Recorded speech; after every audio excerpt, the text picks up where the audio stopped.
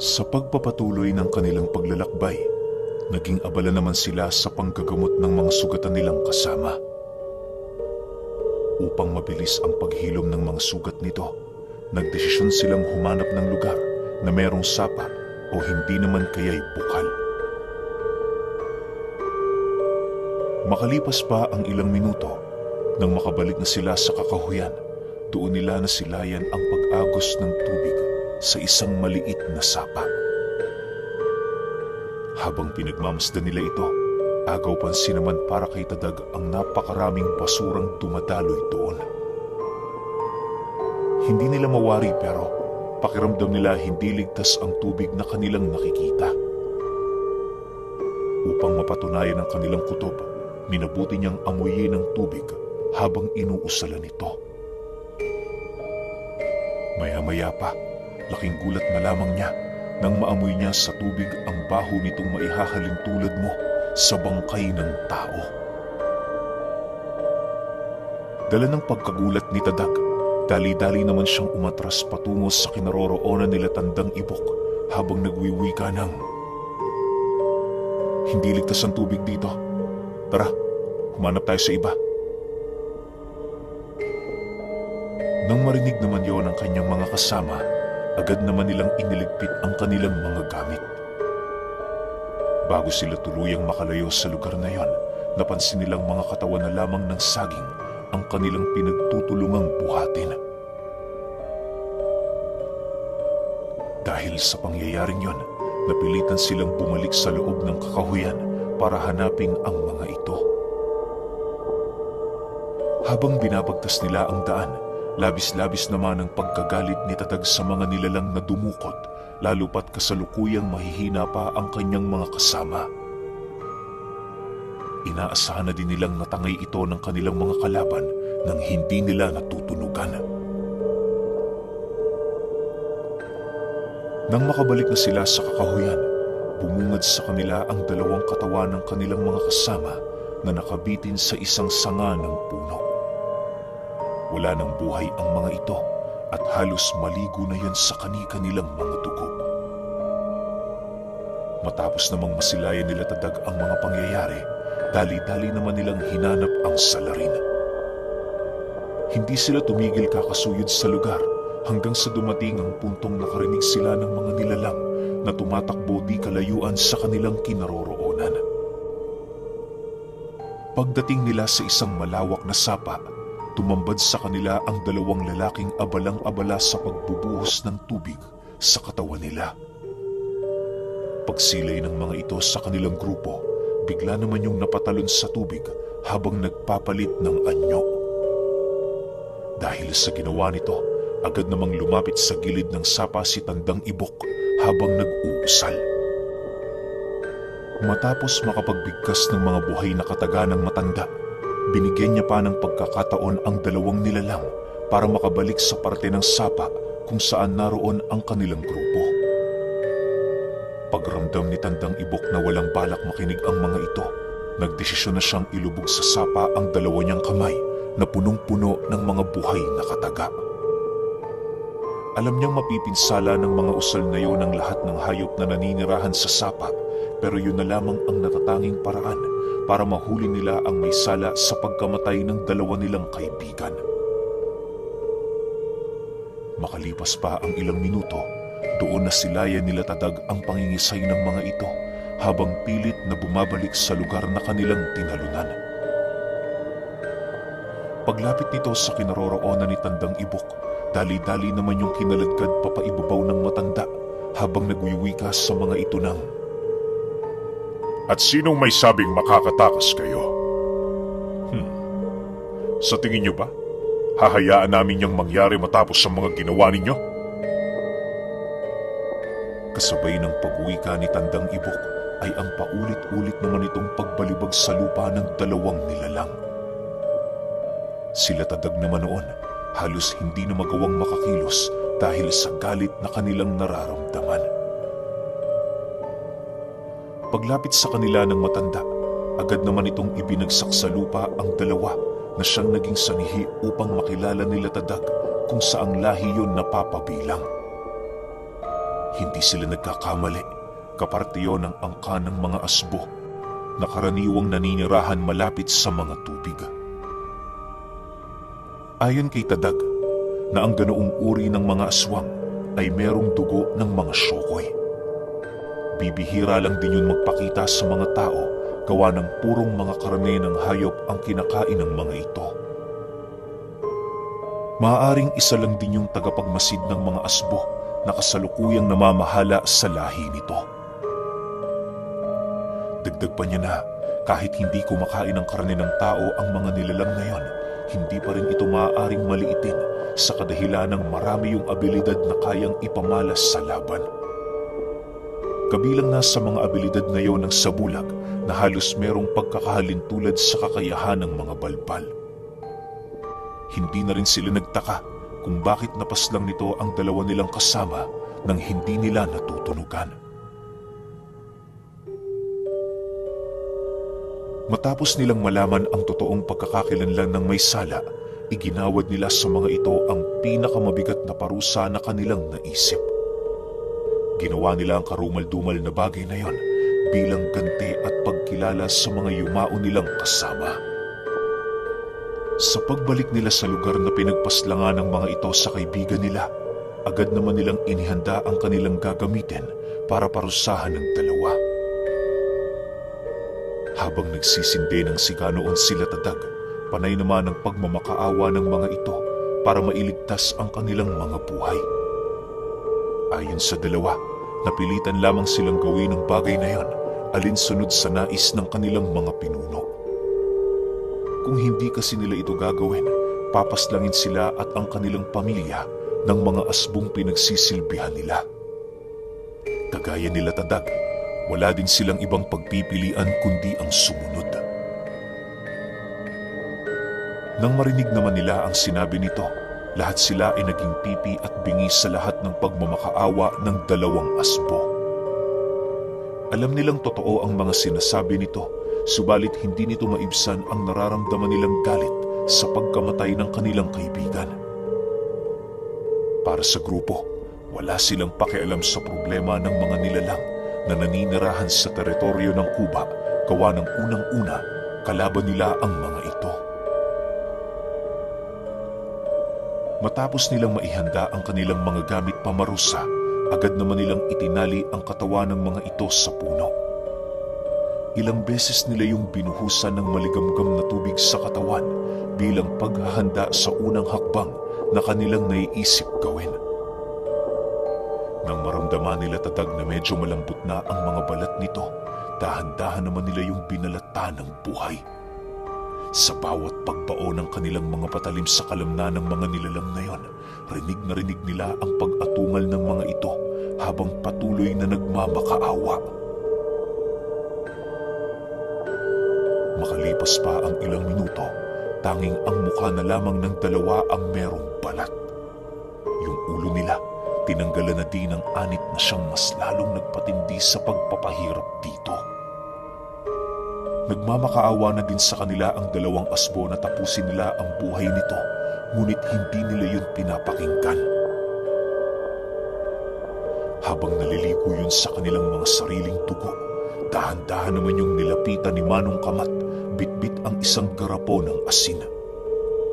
Pagbukas niya sa takip nito, mas lalo pang umiyak ang dalawa na para bang alam na nito ang mangyayari sa kanila. Matapos naman yung marinig ni Manong Kamat, ngumisilang naman ang matanda habang nagwiwika dito ng, "Huwag kayong mag-alala. Madali lang to. Di hamak na mas masakit dito ang ginawa nyo sa aming grupo. Konting pagtitiis lang. Maya-maya pa palalayain na din namin kayo." Nang marinig ito ng dalawa, wala na nga yung nagawa kundi ang manahimik habang unti-unting pinakikiramdaman ang paglapat ng asin sa kanilang mga katawan. Inakala nilang ilalapat yun gamit ang kamay ng matanda, pero laking gulat na lamang nila nang bigla yung isaboy ni Manong Kamat sa katawan nila. Sa isang iglap, para silang mga uod na pumipilipit sa sakit, dahil sa dami ng butil ng asin na halos dumikit na sa kanilang mga kalamnan. Sinubukan din nila yung alisin sa pamamagitan ng pagpag sa kanilang katawan, ngunit hindi gaanong nalalaglag ang mga asin dahil sa dumikit na yon sa dugo na naroon sa kanilang mga katawan. Ilang minuto pa ang lumipas, unti-unti nang nanghina ang dalawa hanggang sa hindi naglaon napansin nila ang paghabol hininga ng mga ito. Alam nila tadag na may lakas pa ang mga asbo, kung kaya't ipinagpatuloy nila ang pagpaparusa, maipaghiganti lamang ang kasama nila.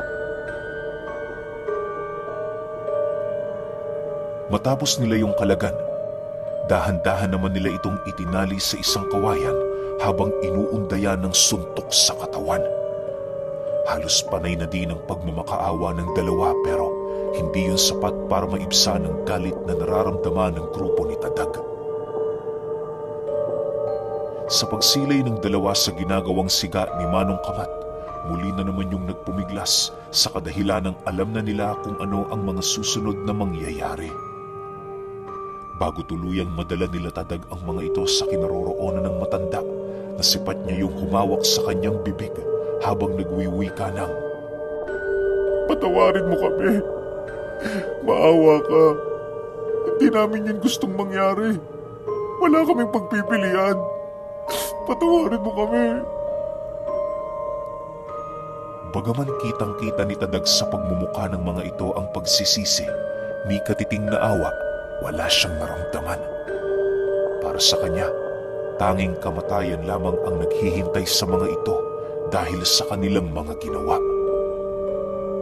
Sa pagdating ng dalawang asbo sa kinaroroonan ni Manong Kamat, agad naman nila yung ibinagsak sa lupa, pinagulong ng 7 beses habang patuloy na binubudburan ng kung ano-anong uri ng sangkap. May sili, dahon ng laurel, asin, paminta, kalamansi, at kung ano-ano pang pampalasa na kanilang dala. Ginawa nila ito upang ipahayag sa mga nilalang kung ano ang pakiramdam na maging isang pagkain sa hapagkainan. Inaasahan din nilang malalaman yon ng mga asbo kung kaya't pinag-igihan nila ang pagluluto sa dalawa. Habang umiikot ang mga ito sa siga, kitang-kita nila ang pagdurusa ng mga nilalang.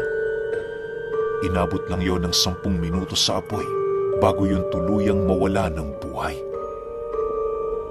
Nang mapagtanto nila Tadag na patay na ang mga ito, agad naman nilang pinatay ang apoy at kasabay nito ang paghahanap ng isang lugar kung saan nila ililibing ang dalawa nilang kasama. Nagkataon naman noong papasikat na ang araw kung kaya't hindi na sila nababahala sa dinaraanan nila. Sa pagliwanag ng buong lugar, sakto namang napadpad ang kanilang grupo sa parte ng lupain kung saan medyo may katarikan. Matataas din ang talahib sa lugar na yon, kaya namay hindi sila doon gaanong maaaninag ng mga nilalang. Habang umiikot ang kanilang paningin sa paligid, nasipat nila ang isang puno ng kalumpang na malapit sa isang nara. Sa unang pagkakataon, naramdaman nila Tadag ang kaayusan ng presensya sa paligid na animoy hindi ito sakop ng lupain ng kuba. Dahil sa aliwalas ng nararamdaman nila sa lugar na yan, kaya na may nagpasya silang doon ilibing ang mga bangkay ng kanilang kasama. Malayo man ito sa lugar nila, nagagalak naman silang ilagay roon ang mga bangkay, lalo pat lahat sila walang ibang iniisip kundi ang kapayapaan ng mundo. Makalipas lamang ang ilang minuto, nagawa na nga nilang ilibing ang dalawa. Nababalot man ng pagdadalamhati ang kanilang grupo, alam nila sa kanilang mga sarili na kinakailangan nilang magpatuloy. Bago nila nilisan ang lugar na yon, nagdesisyon silang doon kumain ng almusal bilang huling pagsasalo kasama ang dalawa. May iilan din silang ritual na ginawa roon, masiguro lamang na makakatawid sa ikalawang buhay ang kaluluwa ng mga ito. Nang dumating na sa puntong hindi na mapigilan ni Tadag ang mapaiyak, yumuko na lamang siya habang patuloy na inaalala ang masasaya nilang alaala. Sa pagsapit ng 8:00 ng umaga, muling binaybay ng kanilang grupo ang daan patungo sa baryo ng mga asbo. Habang binabagtas nila ang daan, napansin nila sa malayo ang iilang usok na animoy nang galing sa mga bahay-bahay. Pagsilay naman nila di kalayuan sa kanilang kinaroroonan, nakita nila ang kawan ng mga baka na nagkukumpulan. Noong una, inakala nilang ordinaryo lamang ang nakikita nila, pero nang mapansin nilang purong mga itim na baka lamang ang naroon, unti-unti nang nagduda ang kanilang grupo. Inaasahan naman nilang hindi ordinaryo ang mga hayop na kanilang nasisilayan dahil unang-una nasa loob sila ng teritoryo ng kuba. Matapos nilang makita ang mga bakang yon, nasipat rin nila ang 3 pastol na nagbabantay sa mga ito. Binubuo yun ng 3 binata na animoy mapagkakamalan mong ordinaryong tao. Sa pagpapatuloy ng kanilang pagmamasid sa paligid, napag-alaman nilang 3 lamang ito na nagbabantay sa lugar.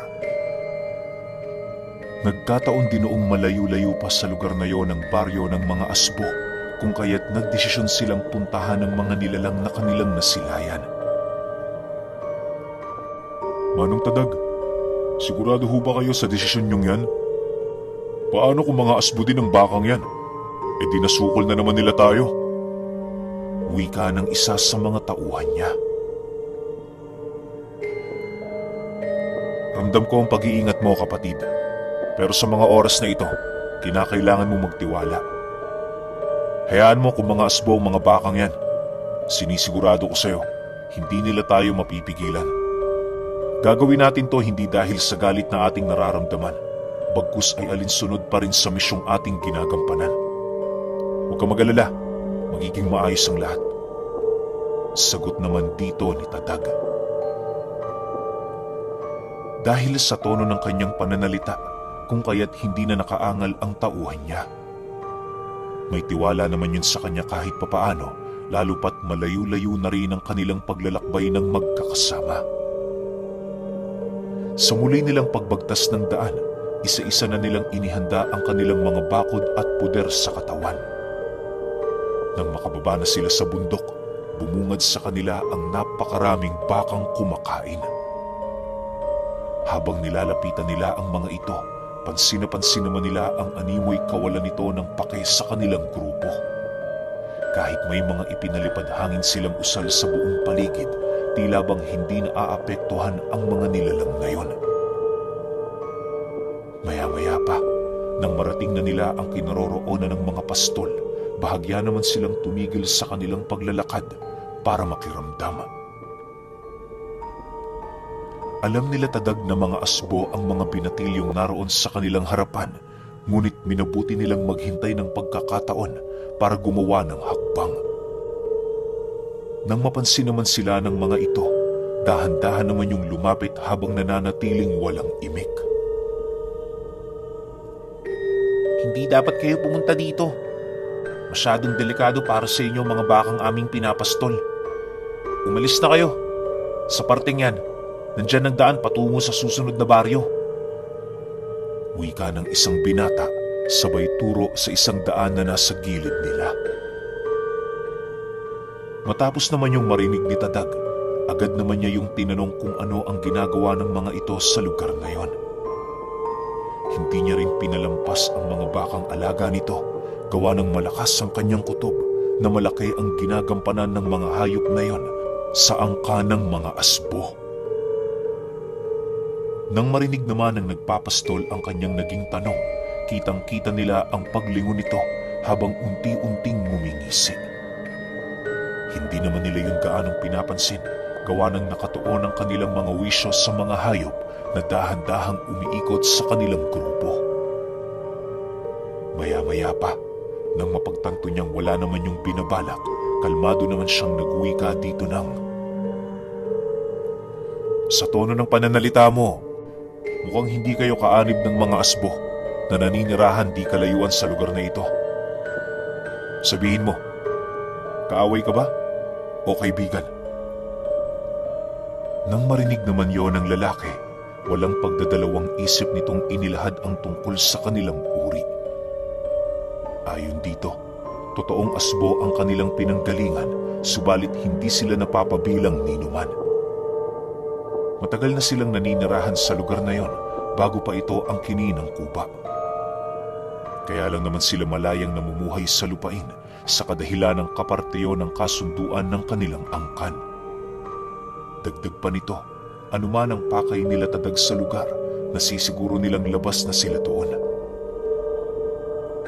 Inilahad din ng binatilyo sa kanila, masyadong tuso ang kuba kung kaya't maging ang pananatili nila sa lupain ito ay merong kalakip na banta. Maaaring iniisip ng kubang yon, ituturing silang kalaban ng grupo ni Tadag na siya namang maghahantong sa digmaang pilit iniiwasan ng kanilang mga panig. Matapos naman nilang marinig ang sinabi nito, syempre, hindi agad sila naniwala.